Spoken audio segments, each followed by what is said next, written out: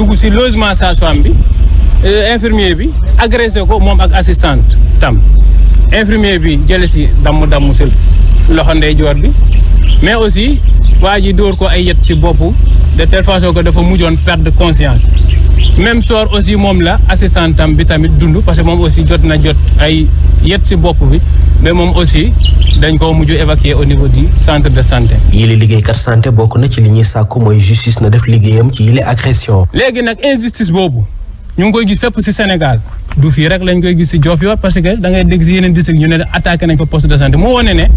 léegi gars yi dañuy attaqué poste de santé te ñun xam nañ ne poste de santé yi gardien ya fa nekk ay turu gardien la rek na gardien boo xamante ne la day yee ICP bi pour que mu faj malade bu pare mu tëddaat te booyaar ba mbir mi amee gardien baa nga fa woon. ngir naqarlu bundu xatal yi nga xamante ne moom la ñuy teg seen kaw moo tax sous section SUTSAS bu Diofior daal di amal ab toogaanu ñaxtu waaye ñoom nag li ñuy wax mooy bu saafara amul daañu doxal yeneen plan d'action syndical. non Siri après il faut nga wax ñu li nga xëddee amul problème sa ICS la ñuy wutali ak njiital mouvement leeral askan wi moom nag la muy ñaawlu moo di ñaari téeméer nga xam ne indien yi dañu koy laaj entreprise sénégalaise yi bu fekkee rek dañuy exploiter li nga xam ne moom mooy silex bi loolee la ñu leen laaj nee na nag lu njiital ICS moo di njàkk ak nag ministre bii di Omar Sarr Omar Faye ay kàddoom la ñuy teewlu. li xew ICS dafa jégg dayoo ak indien yi. dafa am benn produit bu ñuy wax silex gannaaw bi ñuy exploité phosphate ba pare silex boobu Sénégal moo ko moom état Sénégal moo ko moom mu am ay entreprise sénégalaises yoo xam ne dañ koy exploité si biir exploitation boobu ñu exiger leen indiens yi à ce que ñoom ñu fay 1000 francs ci chaque tonne di jox 220 francs état du Sénégal loolu mooy lan nan la président bëgg créer ay emploi ba pare entreprise yi commencé di am ay problème foofu ba nar a dem vers la faillite presque 1000 emplois risquent de se perdre au niveau des ICS uniquement à cause des Indiens ñan ñoo tax avec la complicité de Alassane Diallo bi nga xamante ne mi ngi rey liggéeykat yi ak entreprise yi nga xamante ne ñoo nekk ci ICS te il est en retraite ak ki nga xamante ne mooy Omar Sarr yor ministère bi yooyu nag dañu bëgg mu dakk rapidement 1000 francs yi nga xamante ne entreprise yi dañ koy fay te Indiens yi amuñu ci droit dañu bëgg mu dañ ni mu gën a gaawee. mu dee kàddu yu tukkee si njiital leeral askan wi Omar Faye El Hadj gis nga ko moom la Dakar Times sax xëy fësal 1500 travailleurs risquent d'aller donc en chômage la ko waral nag du lenn lu dul indien yi koppar ba ñuy laaj entreprise sénégalaise ngir ñu exploiter silex bi. bi moom day xaw a compliqué ci man daa doon koy bàyyi parce que xam la moo tax déjà silex boobu maîtriser wu ma lan la. parce que tonnage 1000 francs. boo wut 10 boo xam mën na daaneel entreprise. donc foofu ma dem. gëstu ko ba des choses xam ba xam la moo tax ñu bëgg ni plus de 1500 emplois yi ñàkk seen liggéey. ci benn tonne 1000 francs wootu doon loo xamante ni bi war na tax entreprise tëj tonne 1000 francs. donc je préfère bàyyi ba gën maîtriser dossier bi ba xam dara la lu ñu dem ci producteur yi. ci producteur yu Pout la Kër Wadax nag Kër Matar sa zone des Niayes ñoom nag la ñu bay mu ngi tege seen loxo te nee nañu soo moyul dana yàqu looloo sabab démb ñu amal ak janoo taskatu xibaar yi nee nañu nag lu njiit njaak dafa fekk nag nañu leen war a taxawuñ leen ko te kon nag nguur gi moo di jàkk moo leen war a jàppale Daouda Gueye ay kàddoom ak Mbaytal Xuma. mais état mu ngi wax emploi des jeunes ñun déjà ñun dañu auto employé suñu bopp maintenant dañuy xaar si état loolu muy wax tey li ngeen gis si àll bi si soble bëri na te meilleure qualité d'oignon bi fii lay génnee si sunu zone bi amuñu fu nu denc soble amuñu fu nu stocké kon dañu soxla si état moom mu taxaw nu jàppale nu parce que ñun suñuy jafe-jafe dafa bëri ñun amuñu si matériel agricole bi actuellement électrification bi ngeen gis nii ñun ñoo ko defal suñu bopp courant bi ay facture commerciale la nii defal da ngay liggéey ba pare def sa bilan doo am dara mais liggéey ba pare fay ko goutte à goutte fay ko courant fay ko leneen mais il faut que état tamit assiste nu mais jafe-jafe yi dafa bëri. bii moom El Hadj mën nañ ci wax surtout que Korité gaa ngi di ñëw ñoom nag la ñu bàyyi mi ngi noonu tegu seen i loxo te soo mel dana yàqu. maa ngi la ko doon fii bëgg démb ci jeu bi nga xam moom la ñu joué fi mu nekk nii béykatu pomme de terre au Sénégal yi seen pomme de terre mu ngi yàqu et puis béykat noo koy defaree installation entreprise ci Sénélec installation entreprise noo koy defalee ab béykat ci toolam ci wàllu ndox mi loolu problème la loolu mu jikkuta normal bi ci des mooy nee naa la marché bi am na soble importé ba léegi mi ngi fi dañuy jouer ak béykatu sénégalais soble importé bi ni muy ñëwee mooy bu ñëwee daañu ko toppatoo garder ko ni ñu koy garder ak li ñu ciy def ci ay moyens bu ñu ko defoon ci soble local bi dañuy jouer parce que période bi ñuy wax ni kenn du importer soble avant mu ñëw daañu importer ci quantité loo xam ni dañ koy utal benn date bien calculée parce que xam nga nañu ni Korité ak Tabaski nit ñi dañuy soxla soble mais bu ñu waxee dakkal nañu importation bi heure bi war naa fekk soble sii nekk ci àll bi du nekk lambe nii loolu benn la. ñaareel bi ci des xoolal lu ñaaw li am barki démb benn baykat bu bay am 70 sacs jógee ñaay di ñëw Tëngéej ñu police arrêté ko ci yoon ne ko fourrière naa la. accusé ko yenn ay dossiers yu muy wuti. ñu yóbbu oto bi commissariat ba commissaire ni ko kii débordement de charge la def donc mënuma la fourrière ci lii ñu bàyyiwaat ko ñu ni ko léegi da ngay demaat service du commerce bu Tëngéej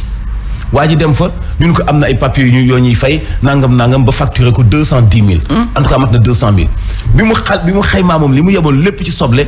mu ngi toll ci 350 000. war na fay surga 210 000 mu dese ko kon moom 140 000 te mu bay mu nekkoon chauffeur camion bàyyi oto ba ñëw bay si lépp ci banques yi finance yi waaye mais baykat bu bay ci ñaay bii jandeer nekk ci Dakar yebe fa soble pour indi ko Dakar gi jaay si ko ñu jàpp la fay loolu plus de 200 000 mais arnaque boobu Sénégal ñu koy seetaan te duñu ko dénoncer. yéeme na de. loolu moo ñaaw day xëy na bii dama ko yuuxu mais ñaata camion ñoo jënde gerte Casamance ak Saloum war faa jógee dem Touba douanier arrêté leen ci ay këyit yoo xam ne gis nga këyit yu sakkan yu gouvernement boobu ñu teg ci kaw Sénégalais yi. taxe suba taxe ngoon taxe téeméer taxe 100 francs di naan deret yooyu da xel mënta nangu moo tax Sénégalais foog ñu taxaw dénoncer ko et mais faire face. parce que mënut a continuer baykat mënut a bay soble am 70 sacs. ñu ko faylu 200 et quelques mille te mu jëloon surga ñu toog 2 jours presse bi kenn waxu ci kenn dénoncé wu ko ñu bëgg ko mooy bàyyi mu jàll waa ji perte nañ taxaw dénoncé ko ñu jox ko sobleem mu dem jaayi ko te ñu lijjeen soble si nekk ci àll bi lamb te ñu bàyyi njuuj njaaj bi ci di garder soble importé bi pour période Korité ak Tabaski. gis nga sëñ Mohamed li mu wax sëñ Mansour lu mu wax loolooy dëgg te gouvernement bi. nañu maytu détails yu sew yi moo indi printemps arabe boises yi histoire yu mel nii la. loolu mooy benn ñaareel bi Sénégal actuellement fi ñu toll ci production horticole bi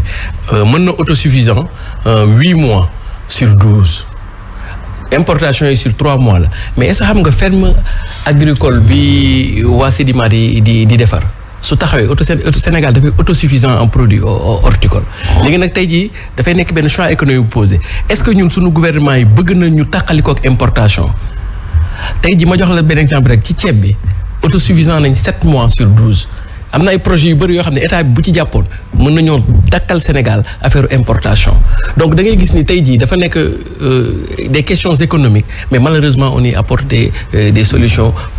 politiques en tout cas gouvernement bi fi dëkk bi toll nii ak fi dëkk bi jaxasoo nii na maytu détails yu sew yooyu di néewal doole ni ñu koy waxee ku baadoo la daal parce que loolu dafay taalu réew. ñu ko waxee ci ndorteel yi laata ñuy jàll ci tàggat yaram Kër Ndiaye Lo Kounoune Kër Daouda Sarr Kounoune Ngalam Cité Maba Guissé ay village traditionnel la yu nga xam ne nii seen bëgg-bëgg moo nekkoon ñu def leen ab commune waaye nag dogot gu yees gi ñoom dañoo gis ne dañ leen yóbbu sa Sangalkam loole la ñu wax ne mukk du sa daal moo sabab ñu takku taxaw wàcc si mbedd ma doon sa yëglu ñu ànd seex Cheikh Ahmed Tidiane Seck Mansour Ndiaye. ca Kër Ndiaye Lo Kounoune Ngalam Kër Daouda Sarr yeneen i kàddu la askan la yëkkati ngir dàq li di projet découpage bii foofee ñoom la ñuy sàkku mooy daal ñu daal di leen def ak commune. pas de Sangalkam mooy bu ñu kenn taf Sangalkam ba Sangalkam attandu ñun fanweeri junni nit lañ ñu booloo tënku def suñu mémorandum maanaam kayitu ñaxtu buy wane ne ñun valablement wane dem commune. tey jooju loolu la Omar Gueye bëgg a jël julli ko yóbbu ko Sangalkam delluwaat ñu fa ñu nekkoon bu mu njaami nag moom lañ bëgg mu dog. magax ndaw jigéen a góor ca Sasia daal di sax dooral benn doxub ñaxtu ñoom sax jàpp nañu ne mën nañ demal seen bopp ci lépp lu ñeel wàllu soxali koom. am nañ koom bi parce que lépp luy recette luy jóge fii mooy doon dundal Bambilor 70% des recettes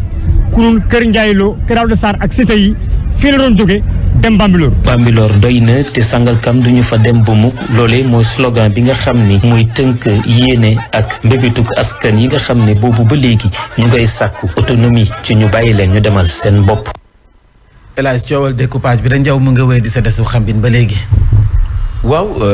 découpage moom mënut a ñàkk ci ab dëkk mais bu ko politique lal. parce que dañuy màgg xam nga benn dëkk bu fekkee dafa nekkoon ci askan mi ngi doon toll ci juróomi junni nit bu ñu demee ba mu toll ci ñaar fukki junni nit faaw moom ak coppiteef ci wàllu ngàbbin mais bu mu lalu ci wàllu politique gis nga nag politiciens yi nit ñi këllee nit ñi leen ci bàyyi de. non nit ñi leen ci bàyyi ñoo leen ci bàyyi ci wàllu vote gis nga waa Jandeer mun gëwuma seen manifestation yi. xam nga bu ñu ko gëmoon dëgg-dëgg ni ñuy def dañ naan patt toog ba élection jot. dañ naan patt ba élection jot xoolal ñu fal ka fa nekkoon bu fekkee ka fa nekkoon defoon na gestion inclusive liggéey ndax askan wa ñi def dagg-daggati ndax intérêt politique kuy voté du Sénégalais yi manifester ñoom ñooy voté ñu sanctionné leen sanctionné candidat ba ñu fa teg aajuwul coow basta. loolu dong moo koy lijjanti moo xam Dakar moo xam Jandeer fépp fu ñu def ay découpage dañuy ànd sanctionné liste ba ñu fa teg ndax wàllu politique mais nag loolu mënut a am boo gisee ñu bëri ñuy yuux nag parce que maire ya fa nekkoon avantage yi ñu amoon seen chiffre d'affaires yi ñu amoon askan wa dajaa gisul seen bopp muy man muy ñeneen ñi bëri ci waa Sénégal mosuñu woon a xam ni chiffre d'affaires bu toll noonu muy génn ci commune bu Mbambilor mais waa Mbambilor mën nañu samp ay question ni après xaalis boobu lan la ci Sénégal lan la ci population ba fa nekk gisee ana gestion inclusive gis nga maam boo nekkee maire da ngay boole saw ngàbbin askan wi da ngay am vision di xalaat lu visible donte woon atelier dafa pënu sax ñu xam ni moomeelu maire bi la mais maire yi lan mooy seen ay réalisation lan donc nag boo demee ba toll ci benn situation bu mel nii defante politique am état ëpp la doole ñëw yee jël yenn décision nga jël sa ñi la gën a jege di lay manifestation alors que bi nga nekkee ci nguur gi lu toll ci fukki at amul loo def pour commune ba lu dul wàllu suuf lijjanti may say gaay may say copain dawloo kee doo signé tey fi nekk ni ñaata commune la ñu fa dëkk nekk ay victimes parce que seeni ay maire du ñu signé man su ma la jaayee benn terrain wala ma jaay la leneen lu laaj mutation maire bi day taxaw di ko xool lànk bañ koo signé parce que nee ni kii du sama militant genre defante yooyu moo tax ma ne ñiy manifester nañu dal te tey parce que souvent maire yi duñu ko jaar xeexoo politique la rek nañ toog seetaan leen ñun bu élection jotee ñu xool liste bu ñu arrangé ñu fal ko fa nekk jeex na. ñu jàll ci ñaareelu pàcc bi la jotaay xibaar tàggat yaram lay doon.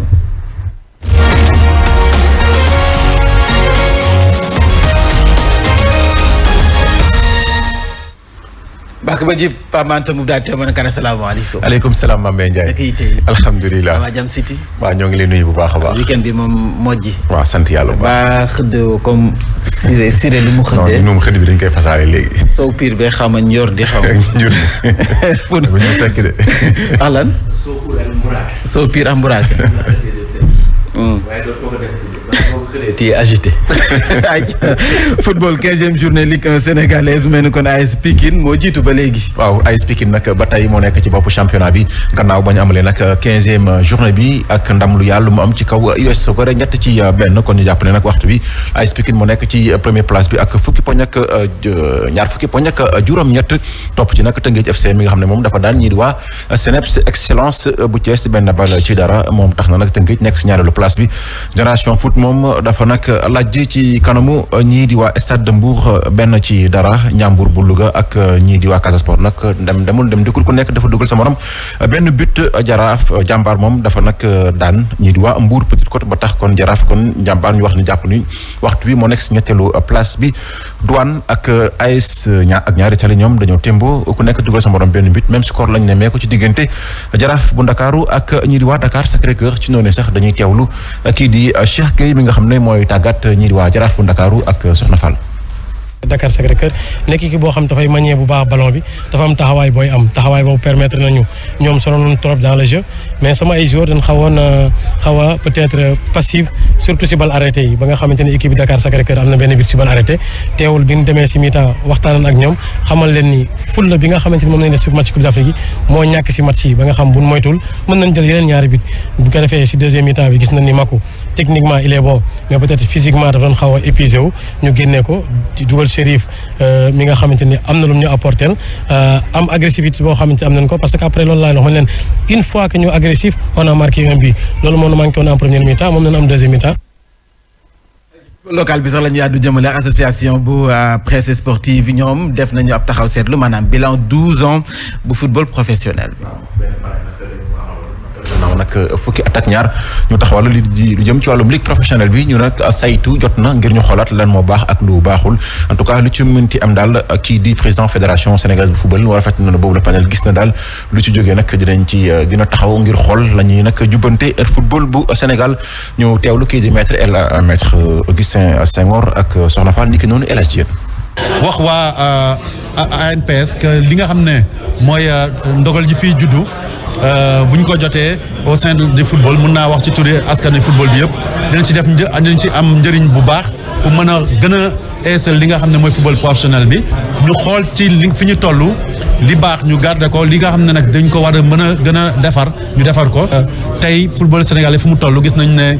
suñu club yi dem fu ñu mës gëjoon yegga ci li nga xam ne mooy